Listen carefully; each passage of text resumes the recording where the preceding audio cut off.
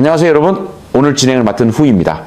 같은 동네에서 같은 방식으로 두 번째 사람이 죽었습니다. 그런데 이번 죽음은 모스크바보다 평양에서 더 크게 느껴야 하는 사건입니다. 왜일까요? 6월 9일 새벽 5시 30분 모스크바 동쪽 발라시아의 아비아트로프 거리. BMW X3가 주차장에서 빠져나오던 순간 차체 아래 좌석으로 부착된 약 400g TNT 등과 성형 작약이 폭발했습니다. 운전자는 차 옆에서 사망했어요. 러시아 장교가 또 죽었다. 익숙하죠? 그런데 이번에 죽은 사람의 직책 하나만 알면 이건 그냥 또 한 명이 아니라는 게 보입니다. 왜 하필 이 시점, 이 직책, 이 동네였을까요? 그리고 왜 한국신문 일면에는 안 떴는데 평양의 김정은은 어젯밤 한숨도 못 잤을까요? 오늘 세 층을 같이 내려가 봅니다. 표면 누가 죽었고 어떻게 죽었는가? 동기 왜 그 사람이 표적이었는가? 결과 이게 평양과 서울에 무엇을 남기는가? 사망자의 이름은 다미르 다비도프 대령입니다. 러시아 국방부 미사일 포병본부 약칭 그라우의 탄약공급 부서장이었습니다. 그의 책상 위로 러시아군이 전선에서 쏘는 모든 포탄과 모든 미사일의 배분 결정이 지나갔습니다. 어제까지는요, 이건 단순히 또 한 명의 러시아 장교 암살이 아닙니다. 이건 평양과 모스크바를 연결하는 포탄 파이프라인의 러시아 측 마디가 잘렸다. 그 사건입니다. 한 가지 부탁드릴게요. 한국 주요일간지 사이트에서 다비도프와 북한을 같이 검색해 보세요. 두 단어를 연결한 해설 기사가 일면에 떴는지요? 거의 안 보이실 겁니다. 단순한 외신 토막 기사로 흘려보내고 있어요. 우크라이나 전쟁 뉴스의 한 조각으로 처리되고 있는데 사실은 우리 안방 뉴스에 더 가깝습니다. 오늘 영상은 세 층입니다. 첫 번째는 표면, 누가 어떻게, 어디서, 그리고 이번이 처음이 아니라는 17개월의 패턴. 두 번째는 동기, 왜 하필 그라우의 공급 책임자였는지. 여기에서 평양이 등장합니다. 세 번째는 결과. 이재명 대통령이 그 다음날 브뤼셀에서 무엇에 서명했고 그것이 발라시아의 BMW와 어떻게 같은 그림인지 이제 표면부터 들어갑니다. 다비도프가 죽은 곳은 평범한 동네가 아닙니다. 발라시아 아비아토로프 마이크로지구는 러시아 국방부가 자기 인원들을 위해 지은 군 정착촌이에요. 장교, 퇴역, 군인, 그들의 가족이 모여 사는 곳입니다. 차체 아래 좌석으로 붙은 폭발물은 외부로 흩어지지 않고 운전석 쪽으로 에너지를 집중시키는 성형 작약, 약 400g TNT 등가량이었습니다. 외과 수술처럼 정밀해요. 러시아 수사위원회는 형사사건을 개시했다고 발표하면서도 9일 저녁까지 공식적으로 사망자 이름을 공개하지 않았습니다. 이전 사건들에서는 당일 공개했다는 점을 감안하면 이 침묵 자체가 이례적이에요. 신원은 러시아 측 텔레그램 채널 베체카, 오게페우, 우크라이나 국방부 자문스테르넨코, 러시아 독립 언론 인사이더가 동시에 다비도프라고 보도했습니다. 그런데 정말 무서운 부분은 거리에 있습니다. 다비도프가 죽은 자리에서 정확히 400m 떨어진 곳에서 14개월 전에 거의 똑같은 일이 있었습니다. 2025년 4월 25일 같은 발라시아 아비아트로프 마이크로지구에서 야로슬라프 모스칼릭 중장이 같은 방식으로 사망했습니다. 같은 마이크로지구, 같은 자기식 폭발물, 같은 새벽 시간대. 모스칼릭은 러시아군 총참모부 작전국 부국장이었습니다. 그가 죽은 직후 FSB는 고위 군 간부 주거지역의 보안을 강화하겠다고 공식 발표했어요. 14개월 뒤 같은 마이크로지구 400m 거리에서 똑같은 수법으로 또 한 명이 죽었습니다. 보안 강화가 실패했다는 것을 이보다 더 분명하게 보여주는 증거는 없습니다. 그리고 이건 두 사건이 아닙니다. 사슬은 4개입니다. 2024년 12월 17일 이고르 키릴로프 중장, 러시아군 방사선 화학생물 방어군 사령관이었습니다. 모스크바 시내 그의 아파트 입구에 세워져 있던 전동 킥보드에 폭발물이 부착돼 있었어요. 우크라이나 보안국 SBU는 자신들의 작전이라고 인정했습니다. 2025년 4월 25일 모스칼릭 중장, 발라시아 차량 폭탄, 2025년 12월 22일 파닐 사르바로프 중장, 총참모부 작전훈련국장이었습니다. 그가 죽은 자리는 모스크바 시내 야세네바 거리, 크렘린에서 자동차로 20분 거리입니다. 같은 자기식 폭발물, 2026년 6월 9일 다비도프, 다시 발라시아. 이 4건의 위치를 늘어놓아 보세요. 모스크바 시내, 발라시아, 모스크바 시내, 발라시아. 17개월 동안 4건이 전부 모스크바 권역, 전부 동일한 자기식 부착 폭발물입니다. 그리고 6월 9일 같은 날 모스크바 남서부에서 두 번째 차량 폭탄이 발견됐어요. 이쪽은 안전하게 해체됐고 표적은 방산 관련 과학자로 추정됩니다. 같은 날 같은 도시에서 두 건이 발견됐다는 것 자체가 단일 작전의 신호입니다. 그 사이에 러시아 내부에서는 무슨 일이 있었을까요? CNN의 보도에 따르면 사르바로프가 죽은 3일 뒤인 2025년 12월 25일 푸틴은 안보회의를 소집했습니다. 그 자리에서 게라시모프 참모총장이 보르트니코프 FSB 국장을 공개 비판했어요. 왜 군 간부를 못 지키느냐는 것입니다. 보르트니코프는 반대로 군축 정보가 새고 있다고 응수했습니다. 푸틴이 양쪽에 일주일 안에 해결책을 가져오라고 지시했다고 합니다. 그 사이에 다비도프는 죽었습니다. 여기에 디지털 흔적 이야기가 붙습니다. 영국 선대의 가디언 보도예요. 다비도프의 아들 군사관생도였다고 합니다. 이 SNS에 차량 번호판이 노출된 사진을 올렸어요. 번호판 한 장으로 차량 등록 정보가 잡힙니다. 차량에서 자택 주소가 잡히고 자택에서 일상 동선이 잡혀요. 일상 동선이 잡히면 표적 작전이 가능합니다. 셀카 한 장이 아버지의 사형 영장이 됐습니다. 그리고 이 패턴은 모스칼릭 사건 때도 비슷한 정황이 있었어요. 러시아 전역에서 활동하는 아테시 빨치산 네트워크 로스파르티잔 셀들이 이런 디지털 정보를 받아서 자석 하나를 차체 밑에 붙이는 데 걸리는 시간은 몇 초입니다. 러시아군 가족의 SNS는 우크라이나 정보 당국에게 무료 데이터셋이 된 셈이에요. 쥐가 한 마리 보이면 100마리가 숨어 있다고 합니다. 모스크바 한복판에서 4명이 같은 방식으로 죽었다면 그 도시에 작전셀이 몇 개 들어가 있는지는 모스크바 자신도 정확히 모릅니다. 여기까지 들으셨으면 결론이 분명해 보입니다. 우크라이나 정보당국이 러시아 깊숙이 침투했고 모스크바는 자기 수도조차 못 지킨다. 끝이라고 하고 영상 닫고 싶죠. 그런데 이게 진짜 결론이라면 한국 시청자에게는 이 사건이 그렇게까지 중요하지 않습니다. 푸틴이 또 망신당했다 정도로 정리되니까요. 진짜 문제는 지금부터입니다. 이 4건의 암살에는 공통점이 하나 더 있습니다. 그 공통점이 정말 중요한데 한국 뉴스에서는 거의 짚지 않아요. 네, 사람의 직책을 다시 보세요. 키릴로프 방사선 화학생물 방어군 사령관, 우크라이나에 사용된 화학무기 책임자입니다. 모스칼릭 작전국 부국장, 러시아군 작전 설계의 핵심이에요. 사르바로프 작전훈련국장, 전선 병력의 교리와 훈련을 설계합니다. 다비도프 그라우 탄약 공급 부서장 전선으로 가는 모든 포탄과 미사일이 그의 책상을 거칩니다. 이게 무엇입니까? 무작위가 아닙니다. 러시아군 시스템의 4가지 기능, 정보, 작전, 훈련, 보급의 각 책임자를 정확히 한 명씩 제거한 겁니다. 이건 살인이 아니라 시스템 해체입니다. 한 안보 분석가는 키이우 포스트 인터뷰에서 이렇게 평가했어요.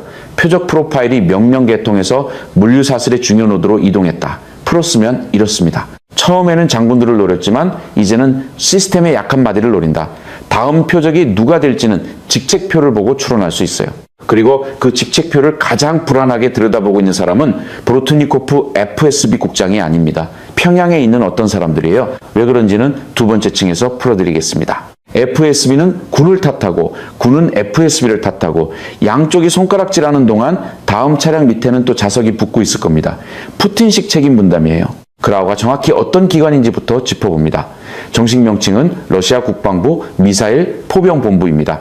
기능은 단순해요. 러시아 육군이 사용하는 모든 포탄, 모든 로켓, 모든 미사일을 조달하고 검수하고 전선에 배분합니다. 다비도프의 자리는 그 안에 공급 부서장, 이 기관의 깔때기 꼭지점이에요. 우크라이나 도시에 떨어지는 모든 글라이드 폭탄, 전선에서 터지는 모든 152 밀리포탄, 발사되는 모든 칼리브르 미사일 다 그라우 파이프라인을 통과합니다. 여기서 질문입니다. 그 파이프라인의 절반 이상이 어디서 출발할까요? 답은 다들 아실 텐데 정확한 숫자를 들어보신 적은 거의 없을 거예요. 2022년 3월 한국국방정보본부가 발표한 자료입니다. 북한이 러시아에 보낸 컨테이너가 약 33,000개, 그 안에 든 152 밀리포탄이 약 1,500만 발로 추정됩니다. 거기에 170mm 자주포와 240mm 다연장 로켓 등 220문의 포가 같이 갔어요. 우크라이나 군정보당국 지휘와르의 부다노프 국장은 이렇게 표현했습니다. 러시아군이 전선에서 쏘는 포탄의 약 50%가 북한산이다. 한국국방연구원 키다 평가로는 북한이 이 거래로 얻는 외화가 약 200억 달러로 추정돼요. 김정은이 받는 건 외화만이 아닙니다. 위성기술, 미사일 정밀도, 잠수함 기술, 한반도 안보에 직접 영향을 미치는 군사기술이 같이 들어가고 있습니다. 자, 다시 다비도프로 돌아갑니다. 우크라이나 들판에서 터지는 포탄 2발 중 한 발은 평양에서 출발한 겁니다. 그 포탄이 라진항에서 선적되어 블라디보스토크를 거쳐 시베리아 횡단 철도를 타고 티오레츠크 무기고에 도착합니다. CSIS 위성 영상 분석에 따르면 티오레츠크 시설의 절반 이상이 그 컨테이너로 채워져 있어요. 그리고 그 다음 단계 어느 전선에 어느 부대로 배분할 것인가의 책임자가 다비도프였습니다. 다비도프가 죽었다는 건 그 깔때기 꼭대기가 비었다는 뜻입니다. 이걸 다른 말로 옮겨봅니다. 이번 작전은 표면적으로는 푸틴에게 보낸 메시지였지만 사실은 평양에도 동시에 발신된 메시지입니다. 내용은 명확합니다. 네가 보낸 포탄이 어디로 들어가는지, 그 깔때기 꼭대기가 어디 있는지 우리는 알고 우리는 칠 수 있다. 김정은 이 푸틴에게 거는 배팅의 가장 핵심적인 가정은 두 가지입니다. 첫째, 운송로가 안전하다. 둘째, 일단 러시아 시스템 안에 들어가면 안전하다. 두 번째, 가정이 어제 무너진 거예요. 여기서 한 번 더 짚고 갑니다. 평소 북한 안보가 가장 큰 표심 자산이라고 말하는 한국 보수 매체들이 정작 평양 포탄 파이프라인의 러시아 측 마디가 끊어진 이 사건은 거의 다루지 않습니다. 이상하지 않습니까? 아니, 사실 이상하지 않을 수도 있어요. 왜 안 다루는지는 각자 판단하시면 됩니다. 그리고 다비도프가 죽은 바로 그 다음 날 2016년 6월 10일 이재명 대통령은 벨기에 브뤼셀에 있었습니다. 안토니오 코스타 유럽연합 정상회의 상임위장, 우르줄라 폰데어 라이엔 집행위원장과 정상회담을 하고 30일 개항으로 된 한 유럽연합 공동성명을 채택했어요. 그 성명의 제11항이 이렇게 시작됩니다. 우리는 러시아의 우크라이나에 대한 침략전쟁 지속을 가능케 하는 제3자의 지원, 특히 북한의 지원을 규탄한다. 발라시아의 BMW가 폭발하던 그 시각 한국 대통령은 같은 메시지를 외교 문서로 만들고 있었던 겁니다. 물리적 채널과 외교적 채널이 같은 그림을 그리고 있다. 이게 우연이라고 보기는 꽤 어려운 패턴이에요. 불러동맹은 솔직히 지금 개판입니다. 한쪽은 자기 수도도 못 지키고 다른 쪽은 보낸 포탄이 깔때기 꼭대기에서 정체되고 있어요. 관우가 형주를 잃은 건 큰 패배에서 시작된 게 아니라 변방의 작은 실수에서 시작됐죠. 다비도프가 죽은 발라시아 그 작은 마이크로 지구가 푸틴 시스템의 형주가 될 수 있습니다. 이게 70% 지점입니다. 여기에 한 문장이 있어요. 평양의 포탄이 우크라이나 들판에서 터지려면 모스크바에 한 사람이 살아 있어야 했습니다. 그 사람이 어제 죽었습니다. 이 문장이 말하는 게 단순한 인과관계가 아닙니다. 5층으로 풀립니다. 첫 번째는 군사적 의미입니다. 그라우 공급 부서장 자리가 비면 후임자 임명까지 평균 2주에서 4주가 걸립니다. 그동안 신규 발주, 검수, 전선, 배분 결정이 지연돼요. 분석가들 추정으로는 6월 9일 이후 약 3주간 러시아 포병의 전선 보급 속도가 평소의 60에서 70%로 떨어질 가능성이 있습니다. 두 번째는 외교적 의미예요. 김정은이 푸틴에게서 받은 약속은 분명합니다. 동지의 물건은 안전하게 전선까지 보내겠습니다. 그 약속이 어제부로 공개적으로 파기된 것에 가깝습니다. 김정은이 다음에 줄 카드는 포탄 가격 인상, 위성 기술 추가 요구 이론적으로는 있지만 자신도 제재 안에 있는 입장이라 푸틴에게 압력을 행사할 수단이 매우 제한적이에요. 세 번째는 정보전 의미입니다. 우크라이나 SBU와 HUR가 그라우 공급 부서장의 자택 동선, 차량을 정확히 알았다는 사실 자체가 러시아 군사 관료의 신원과 동선이 우크라이나 측에 광범위하게 노출돼 있다는 신호예요. 오나라 손권이 형주에 100명의 첩자를 심을 때 그것이 결정타가 될 줄은 관우도 몰랐습니다.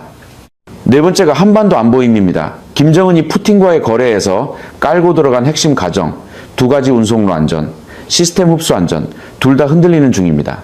첫 번째는 2025년 6월 우크라이나의 거미줄 작전에서 117대 드론으로 러시아 전략 폭격기 40여 대를 파괴한 사건으로 노출됐어요. 두 번째가 이번 다비도프 사건입니다. 결론은 분명해요. 평양은 러시아라는 후방이 안전하다고 더 이상 가정할 수 없습니다. 김정은의 배팅 전제가 무너지고 있어요. 다섯 번째가 한국 외교에 가장 직접적이에요. 이재명 정부의 입장은 일관됐어요. 북러 군사협력은 강하게 규탄하되 한국이 살상무기를 직접 우크라이나에 보내는 데에는 신중하다. 윤석열 정부 시절 그 살상무기 지원 검토가 큰 정치 쟁점이었죠. 그런데 이번 사건이 보여주는 게 뭡니까? 한국이 직접 살상무기를 보내지 않아도 북러 파이프라인은 그 자체로 취약하고 우크라이나가 직접 끊고 있다는 거예요. 윤 정부 시절에 살상무기 지원 강행 압박이 외교적으로 정말 필요했던 일인지 사후적으로 다시 생각해 볼 자료가 어제 나왔습니다.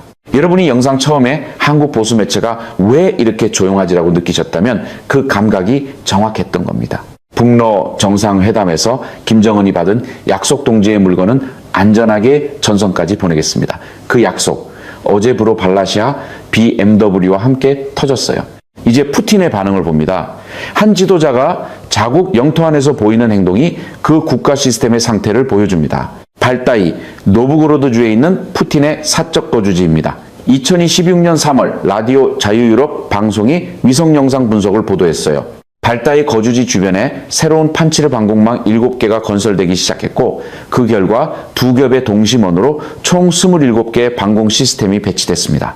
그리고 6월 9일 다비도프가 죽던 그날 키이우 포스트는 한 장의 사진을 보도했어요. 발다이 거주지에서 9km 떨어진 도로변에 우크라이나 전선에서나 쓰던 안티드론 그물이 설치된 사진입니다. 이 그물이 무엇을 의미합니까? 외부 위협 방어가 아닙니다. 러시아 영토 안에서 러시아 군 시스템을 신뢰하지 않는다는 신호예요. 안티드론 그물은 전선에서 쓰는 임시 방어 장비입니다. 한 국가의 대통령이 자기 별장 근처 고속도로에 그걸 친다는 건 그 도로 위로 군 방공망이 작동하지 않을 거라고 가정한다는 뜻입니다. 이 모든 것의 뿌리에는 2025년 6월 1일이 있습니다. 우크라이나 SBU의 거미줄 작전, 1년 반의 준비, 컨테이너로 위장한 트럭 위에 117대의 드론, 4,000km 떨어진 4개 비행장에 대한 동시 타격, 러시아 전략 폭격기 약 40대 파괴, 손실 70억 달러, 장거리 폭격기 함대의 약 3분의 1이 하루 만에 사라졌습니다. 파이낸셜 타임스 보도는 이렇게 표현했어요. 거미줄 작전의 충격이 여전히 크렘린을 짓누르고 있다. 그 이후 푸틴은 크라스노다르 흑해연안 벙커에서 몇 주씩 체류하기 시작했고 민간 업무는 사실상 손을 놓았다고 합니다. 그리고 2026년 1월 미국이 베네수엘라 마두로 대통령의 신병을 확보한 사건이 있었죠. 파이낸셜 타임스가 인용한 크렘린 내부 분위기는 이렇습니다. 우리도 저렇게 될 수 있다. 그 시점부터 푸틴 분야의 벙커 이동, 크렘린 감시 카메라 점검, 연방 경호국의 보안 강화가 본격화됐어요. 한국 시청자가 이 그림에서 빠뜨리면 안 되는 한 가지가 있어요. 6월 10일 공동성명에서 이재명 대통령이 서명한 항목 중에 이런 내용이 있습니다. 안보 방위 협력 강화를 위한 비밀정보 보호협정 소위아 협상 개시. 이게 무엇입니까? 한국이 유럽연합과 민감 안보 정보를 공식 공유할 법적 틀이 처음 만들어진다는 뜻이에요. 다비도프 사건 같은 정보, 북러 파이프라인 정보, 위성 분석 정보를 유럽연합과 양방향으로 주고받을 채널이 열린다는 겁니다. 어떤 분들은 이 정보 외교를 친중, 칠러로 규정하실 겁니다. 그런데 6월 10일 공동성명에는 북한 핵보 유국 지위 인정 불가가 명시됐고 러시아의 우크라이나 침략 규탄이 제11항에 들어갔고 북한 인권 개선 요구까지 들어갔어요. 이걸 칠러 외교라고 부른다면 그 기준으로 친미 발러를 인정받을 정부가 한국 역사에 몇이나 있을지 정말 궁금합니다. 12월 3일 이후 외교 공백을 단기간에 제11차 한 유럽연합 정상회담과 36개 한 공동성명으로 메운 정부를 칠러로 분류하는 기준이 있다면 그 기준 자체를 한번 되돌아볼 시점이에요. 이제 처음으로 돌아갑니다. 6월 9일 새벽 5시 30분 발라시아 아비아토로프 거리 BMW X3 영상 첫 장면이었습니다. 지금 다시 그 장면을 보면 차 안에 있던 건 다비도프 한 사람이 아닙니다. 그 차 안에는 평양에서 출발한 1,500만 발의 150이 밀리포탄을 러시아 전선까지 연결하는 마지막 매듭이 있었습니다. 그 차 안에는 김정은이 푸틴과 맺은 거래의 보증인이 있었어요. 그 차 안에는 러시아라는 국가가 자국 수도에서 자국 군 간부를 지킬 수 없다는 사실에 네 번째 증거가 있었습니다. 그리고 그 차가 폭발한 그 시각, 이재명 대통령은 브뤼셀로 가는 비행기 안에 있었습니다. 다음 날 아침 유럽연합 정상들과 제11항의 공동성명에 서명했어요. 같은 메시지가 두 곳에서 동시에 발신된 겁니다. 한 곳은 자석으로 다른 한 곳은 펜으로. 이 연결을 발라시아의 BMW와 브뤼셀의 정상회담을 연결하는 이 그림을 짚는 한국 매체가 거의 없다는 사실은 역설적으로 이 그림이 얼마나 중요한지를 보여줍니다. 안 다루는 게 아니라 다루기 불편한 거예요. 왜요? 다루면 이재명 정부의 신중한 우크라이나 정책이 결과적으로 옳았다는 결론에 자연스럽게 도달하니까요.